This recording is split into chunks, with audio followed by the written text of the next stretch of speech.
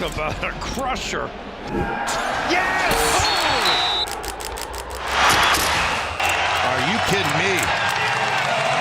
And gone!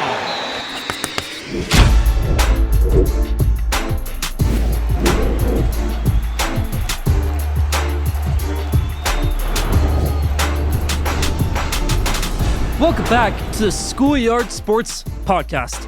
On this podcast, Lane Frank, we are now in episode 214. So 214 episodes through, and I got an action-packed episode planned for you. On episode 214, we're going to be talking NBA playoffs, NBA draft lottery, MLB in full swing, and the NBA combine, with so much more in this action-packed episode 214.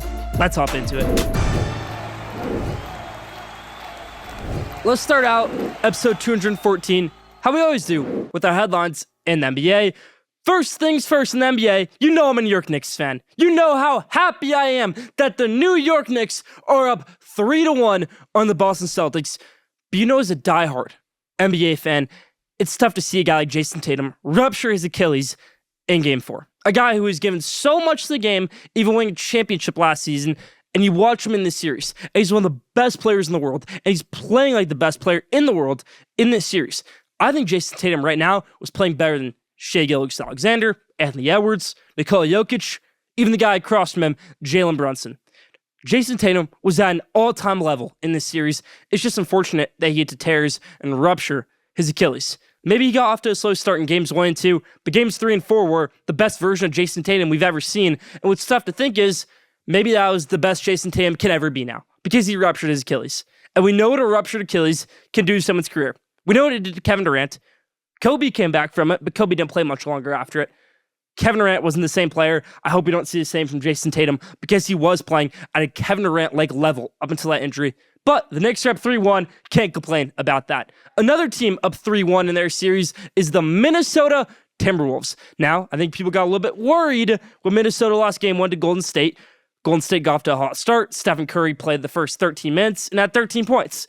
And those are the only 13 minutes he's played this whole entire series. And since then, yes, the Timberwolves have been clicking on all cylinders, and they've won the past 3 games. But don't let that fool you. I don't think Minnesota is going to make a run to the NBA Finals, even though they will win this series over the Golden State Warriors. The Oklahoma City Thunder are in a dogfight with the Denver Nuggets, being tied up at 2 apiece.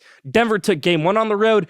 Oklahoma City took Game 4 on the road, and we're tied up at 2 apiece, everybody. Nikola Jokic versus Shai Gilgeous-Alexander, the MVP battle, the 2 best stars in the West going at it just like everybody wants. You love to see it. Thunder, Nuggets, 2-2. I still think Nuggets win that series and go on to make the NBA Finals. Now, let's switch things over to the Eastern Conference, where the Indiana Pacers and Tyrese Halliburton are going to the Eastern Conference Finals for the 2nd straight season. Sorry, Cleveland, but you lose to Indiana this time around. They get their revenge from 2018 when their best team, Victor Oladipo and Domantas Sabonis, lost to LeBron James' only Cavs team in 2018. But for the Indiana Pacers to make their 2nd straight conference finals, Rick Carlisle, it's a huge accomplishment for them. Tyrese Halliburton playing like one of the best players in the Eastern Conference right now, and certainly one of the best guards in the NBA. Now, let's switch things over to the draft lottery, where the Mavericks, with a 1.8% chance, won it, everybody. We're seeing a common trend now where we see teams that aren't supposed to get the number 1 pick, well, they do. And I have my opinion on the draft lottery, and I'll talk about that later. You can also see my opinion on the Schoolyard Sports Instagram at Schoolyard Sports. But the Mavs, they get the number 1 pick. Great to see it. Will they land Cooper Flagg? Will they land somebody else? Will they trade it? We're going to talk about all those possibilities later on in the episode. Spurs got pick number 2. They have Victor Wembanyama. Who will they pair up with him?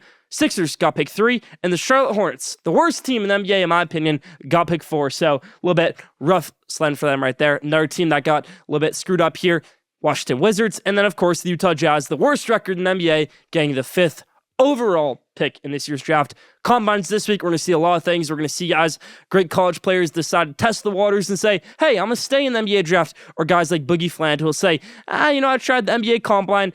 I'm going to go back to college. I'm going to explore my college options. And I think it's a great thing that NBA has that to where you can go to the combine, see your value, talk to these GMs, see NBA competition, and say, maybe I need to go back to college. Maybe I need to take a few more classes. Maybe I need to get a little bit better and then go back into next year's draft and be that type of guy where I can be a top 10 pick. Because sophomores do well in the NBA draft now. I look at the 2023 NBA draft. You see Jaden Ivey, Ben Mathurin, bunch of guys, Jabari Smith, all sophomores, all being top 5 picks. So that was a very interesting draft class. I think it's not a bad thing to come back for your sophomore season in college basketball nowadays. Now, in the NFL, we've got rookie minicamps underway, and Derek Carr has retired from the sport of football. Sad to see from Derek Carr, but after that shoulder injury, I think people thought that maybe Derek Carr wouldn't play for the Saints again.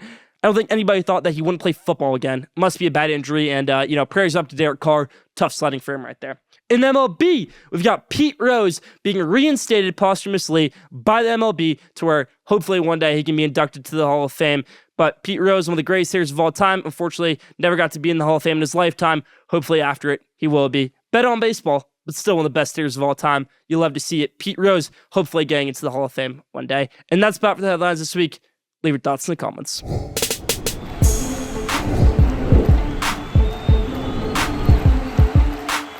Now, I want to expand on the conversation we did about the NBA draft lottery and the headlines by talking about why the top 3 teams should all trade their picks, or maybe none of them. Because when you look at the landscape of things, there's superstars in the market. There really are. You've got Cooper Flagg in the market, maybe a Devin Booker in the market, Kevin Durant is definitely on the market, and a few other guys who are on the market. So why not trade a top 3 pick for one of these guys? Dallas definitely didn't expect the number 1 pick, so they don't need it. San Antonio, I'd sell them more in the 10 range, and they have pick 14 as well. They don't necessarily need number 2 overall pick. They have their core of, let's say, De'Aaron Fox, Stephon Castle, Victor Wembanyama, and they still have Chris Paul coming back hopefully next season. And then you think about the Philadelphia 76ers, who supposedly have a big 3, and Tyrese Maxey, Paul George, and Joel Embiid. What do you do with them? A team that was a playoff contender, a championship contender for many years up until this season. All 3 of those teams have a top 3 pick. Now, Charlotte at number 4, it's a little bit different. Charlotte, they need that pick. Charlotte's a bad team right now. Everybody knows that. They only really have Brandon Miller and LaMelo Ball. They're a struggling team. I think a lot of people know that. They have Pacome Dadier, who they took last year. They'll pick some different this year. We'll figure out what they do. But when you look at the top 3 picks, why not go after that Giannis Antetokounmpo type of player? Why wouldn't the Mavs? I know Cooper Flagg is generational talent. What about generational player rather than generational prospect? We know what Giannis is. We don't know what Cooper Flagg is yet. We know Cooper Flagg can be a choker sometimes late in games. We saw it all season at Duke. Now, Cooper Flagg is going to be an all-star in the NBA, 10-time all-star. He's going to be a great player. But can he win a championship for you? I don't know. Giannis Antetokounmpo, he's won a championship. Now, I've been critical of him the past few years, calling him a bit overrated. He's lost in the first round the past few seasons. That's not superstar material. But for Giannis Antetokounmpo, a change of scenery, going over to a Dallas, where you can play with Kyrie Irving, where you can play with a center like Derek Lively or Daniel Gafford, where you have a shooting guard like Klay Thompson, where you have a team, you plug him in there, you're a championship squad.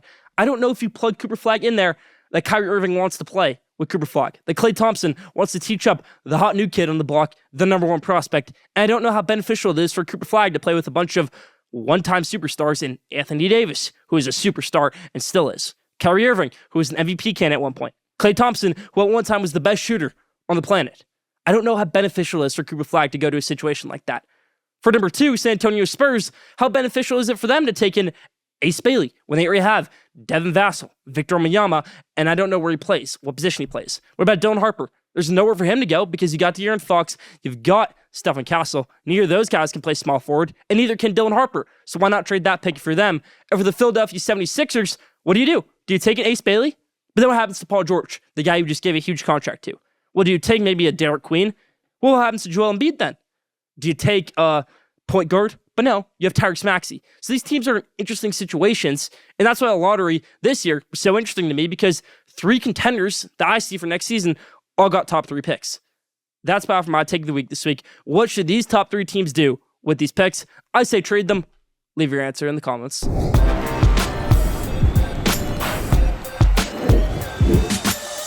Now, top 5. This week's top 5 is the top 5 NBA draft prospects for the 2025 NBA draft. We just saw a lottery, and we've got the combine in Chicago this week. So who are the top 5 prospects going into the draft on my Schoolyard Sports big board. For 5, let's go with shooting guard out of Texas, Trey Johnson, the best player out of Texas since the Kevin Durant. And when I look at Trey Johnson, I see a better Tyler Hero or an even better Devin Booker one day. This guy can score at all 3 levels, especially mid-range. You want to maybe look at a smaller Carmelo Anthony, even though a little bit smaller. I think Trey Johnson's a great player. For 5. For 4, Derek Queen. Now watch Derek Queen. Now watch a lot of Derek Queen this season, especially in March, especially against Michigan, of course, especially in the NCAA tournament. I see a guy who's like a Karl-Anthony Towns, who can shoot at the mid-range level very well, can pop a 3 every now and then is going to score all the time at the rim.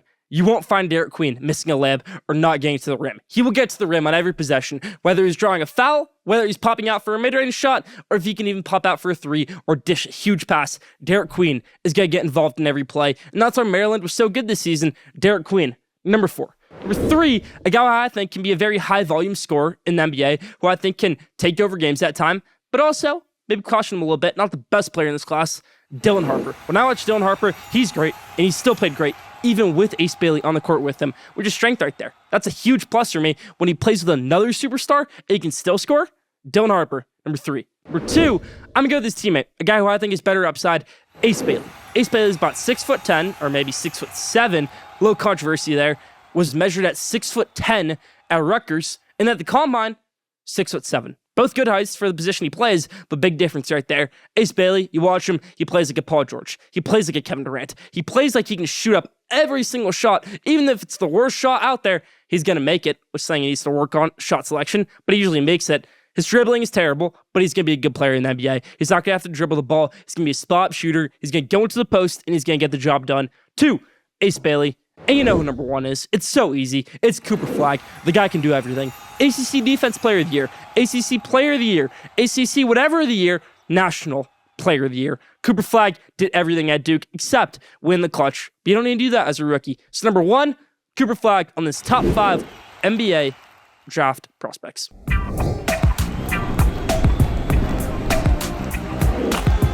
Now, did you know? This week's Did You Know is, did you know the last time the worst team in the NBA got the number 1 pick in the NBA draft lottery was 2018 with the Phoenix Suns? You know how heartbreaking that is? To watch your team win 17 games and not get the number 1 pick? Well, every team since 2018 who's gotten the worst record in the NBA has seen that happen. Did you know that? Leave it down in the comments. That's about for Did You Know this week. Alright, I'm going to cross over here like I'm Allen Iverson, or should I say, me on the Schoolyard Sports podcast, where I'm going to do crossover of college football showcase and college hoops showcase, and we're just going to call it College Sports Showcase, because I got to showcase something new right now, everybody.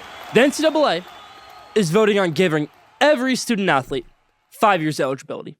Now, everybody's supposed to be in college for 4 years. I don't know if you're going to be a doctor, if you're going to fail a class, but you should be in school for 4 years.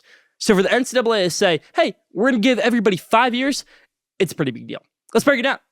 So a lot of guys are in the NCAA transfer portal in college basketball right now that don't have eligibility. Ian Shefflin, a few guys here at UTEP, NIL-wise, they're in the portal. They don't have eligibility. They're fifth-year guys. They're waiting to get their eligibility. And I think doing this right here, giving everybody 5 years, I'll bring up a lot of points, but the first one is you'll never have a guy ever play all 5 years at one school. He'll play 4 years at your school, and then he'll say, fifth year, let me go get my money. Let me go play somewhere else. I've done what I can at that school. You know how I know that? Because we've seen that the past 5 years with the COVID rule. Almost every athlete in college basketball has gone 5 years in the past 5 years because of the 2020 season didn't count against your eligibility. One example I can think of a guy who played 5 years at 2 schools, Jamie Roche. 4 years at Duke, 1 year at Baylor. The big thinking on this is it's not necessary to give these guys 5 years. Let's think about it. For college football, mostly everybody redshirts their freshman year. You play 4 or less games, and you redshirt. Now, if you're not redshirting, then you're a starter, and you're probably going to make the NFL in 3 or 4 years, so it doesn't apply to you if you're a fifth year, because the guys that are going to be in the NFL in 3 years, 4 years, they're not redshirting their freshman year. The guys that are, well, they're probably not going to be, so you don't need those 5 years. So essentially what this 5-year rule does is it gives players no redshirt, just everybody, automatic redshirt, you get 5 years of eligibility. Now, I don't know how that works in academics, if everybody's going to have to do like a master's program their 5th year, because, 4 years, that's the regular. 5 years, you're extending it a little bit. It's fun for college basketball to see these guys like Ian Shefflin, who don't play their first 2 years at Clemson, then they start to heat up later in their career, and you're like, wow, I want more Ian Shefflin basketball, but I'm not going to get it anymore because he's out of eligibility. So in those cases, yes, it's okay. For the Armando Bacot situations where it's like, we've seen this guy so much, we're going to see him again. For Caleb Love, he played 5 years. RJ Davis, he played 5 years. It's cool in those aspects, but it's also time to, get some new blood in there. So it doesn't matter for college football. It's a strictly college basketball rule. I'll propose something different to you. Rather than making everybody get 5 years in college basketball and college football, why not keep the redshirt rule in college football where you play 4 or less games? And for redshirting in college basketball, it shouldn't be you step on the court and you burn your red shirt. That's ridiculous right there. It should be maybe play 10 or less conference games, maybe play 5 or less out-of-conference games, and then you can redshirt. Not where it's you step in the court, you lose your red shirt. That's a little bit egregious right there. But that's just my take on the situation. The college sports showcase on the 5-year rule that's coming up soon. From what I'm hearing, the NCAA is giving a huge pushback on this. They're saying, no way we're doing this. But it may not be up to them at the end of the day. That's about for the college sports showcase. Now, I don't know about you, but when I was a kid, my favorite song was Meet the Mets. Meet the Mets. Because the Mets are the best team in baseball right now, and my favorite team in baseball. Now, what got me into sports were the 2015 Mets, and I see a lot of similarities between the 2025 New York Mets and the 2015 New York Mets. Because the 2015 New York Mets never gave up on a game, and neither do the 2025 New York Mets. But there's a lot of under-the-radar guys on the 2025 New York Mets, and a bunch of guys who are going to turn some heads by being big names. But I want you to meet the Mets right here and give you my case for why they're the best team in the baseball. Let's look at it. David Stearns, Mets GM, is a genius. Now, when Steve Cohen became the owner of the Mets, everybody wanted him to sign the biggest stars out there. He's gone Juan Soto, he's went after Carlos Correa, and he's got Francisco Lindor, and he paid Pete Alonso. But there's also some names where it's like, they didn't work out. Justin Verlander, Max Scherzer, Jacob deGrom didn't stay. So David Stearns came in and said, hey, let's take the Tampa Bay Rays approach, where we treat it like we're the poorest team in the MLB, and we go after the lowest end guys. Now, me as a Mets fan, I didn't like that idea. I thought it was a terrible idea. But so far, it's worked perfectly. Let's look at it. Opening day starter Clay Holmes had never started an MLB game before this season. He was the Yankees closer for the past 3 seasons. Now he's the MLB's ERA leader in that now. Or at least at one point he was. Kodai Senga is the MLB ERA leader. But Clay Holmes is pitching like a top 3 pitcher in the NL. If you go and look at stats, you go look at Cy Young probability, it's Griffin Canning on the New York Mets, who nobody knew last season he was in the Los Angeles Angels. It's Kodai Senga, the 30-year-old superstar from Japan, and it's Clay Holmes. 3 guys in the New York Mets rotation. 2 guys not so shortly after, David Peterson and Tyler McGill. That's the Mets rotation. No big names. Maybe Kodai Senga in there coming off an injury, but no big names. Nobody expected Clay Holmes to be good, including myself. Nobody expected Griffin Canning to be good.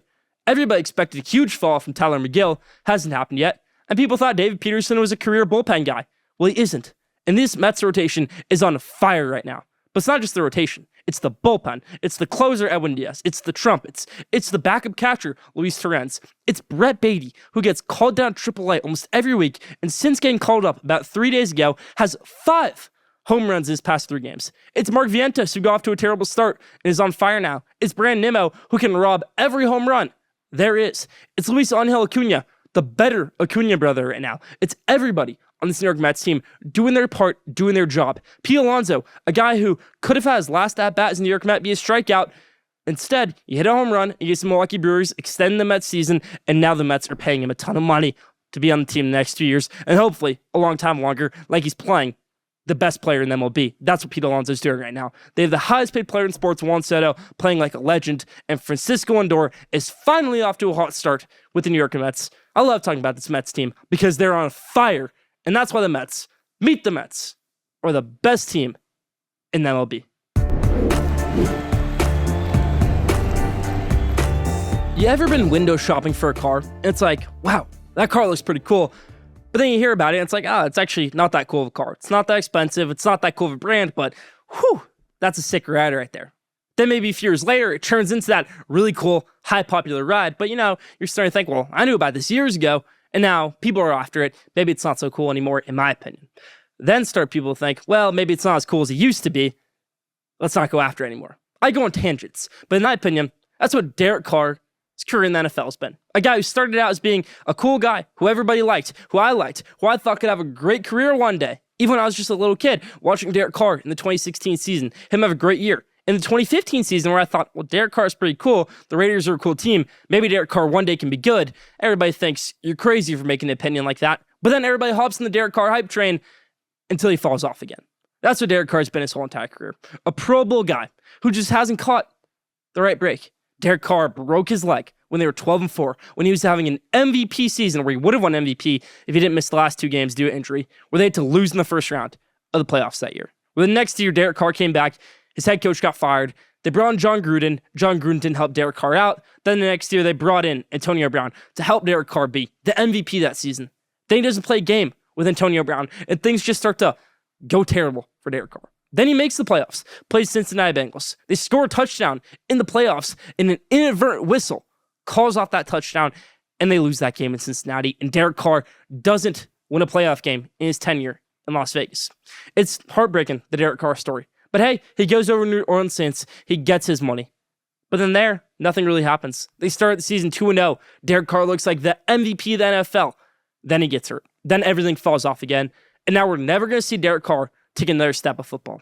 A guy who wants to rewrite the Carr family story after what happened to his brother David Carr, where he was the number 1 pick, the Houston Texans, and did nothing in his career. Was a complete disappointment. Derek Carr said, hey, I'm going to go fix that. I'm going to go fix our legacy. Fortunately, he couldn't do it. And it's an interesting career for Derek Carr because he's not a Hall of Famer. He's a guy who could have been like a Drew Brees, could have been an all-time player. Maybe his career move to New Orleans could have been like Drew Brees' move from LA to New Orleans. Unfortunately, they didn't get him the help. Ryan Ramczyk didn't play last season. They didn't have other offensive linemen. They didn't get him Devonta Adams. There's no Michael Thomas there for him. He doesn't have his Jimmy Graham. He doesn't have a big wide receiver.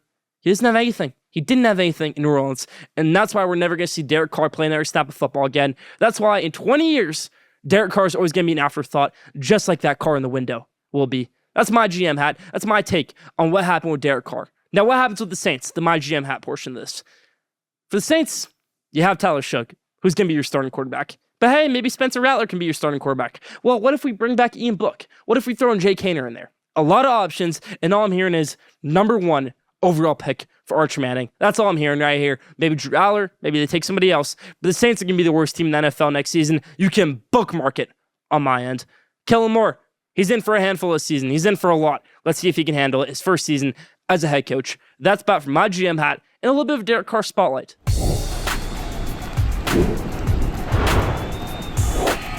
Now, at the buzzer. This week's At the Buzzer, I want to talk about something big that Paul Skeens did this week, where he said, hey, I'm going to go set a trend. I'm going to go play in WBC. Now, the WBC is the best baseball tournament, better than any playoffs, better than anything else. It is the Olympics World Cup of baseball. It's great to see. You guys have great teams from Dominican, Venezuela, Puerto Rico, Cuba, Netherlands, Italy, America, Israel, Canada. WBC, every team is contending. Japan, how could I forget them? The reigning champions. Japan.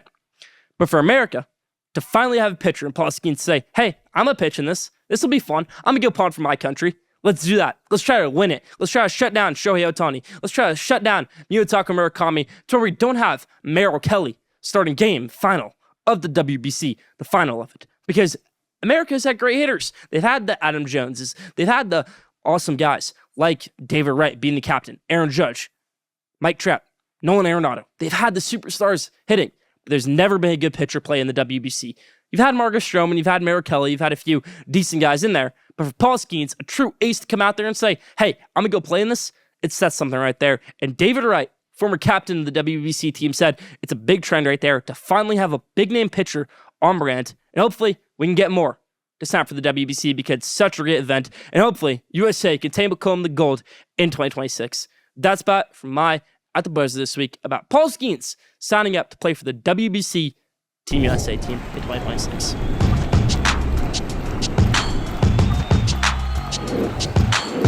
Now, the best for last question day. This week's question of the day is the NBA draft lottery rigged? Now, I've talked about this on the Schoolyard Sports Instagram, and I've probably asked this question before, but I think it's rigged. I fully think it's rigged. How can you not show the ping pong balls rolling in there like they used to? I don't believe you when you say that this team is a 14% chance of getting it, this team is a 1% chance of getting it. I really think you flip around the cards, you flip around the ping pong balls, and you do it your way. I really think that's how it's done. To where a guy like Landry Fields can sit up there last year at Atlanta Hawks, not even peep a smile in there, act like he knew they were going to get the number 1 overall pick when they were a good team. They were in the play-in tournament last year. For the Dallas Mavericks, a team who were in very good contention to make the NBA playoffs until Kyrie Irving tore his ACL. They get the number 1 overall pick. For the NBA, I think this is what they're thinking right here, to where they say, well, Dallas, great franchise. They just traded Luka Doncic to the Los Angeles Lakers after we asked them to. They lose all their season ticket holders. It's a great franchise. What if we get Cooper Flagg to go there? Then all those people will buy back their season tickets, and we'll be in great shape again in Dallas.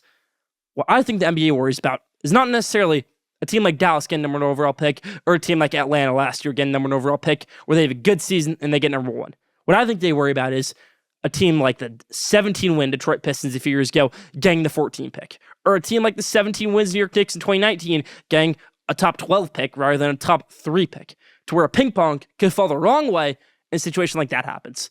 NBA draft lottery is rigged.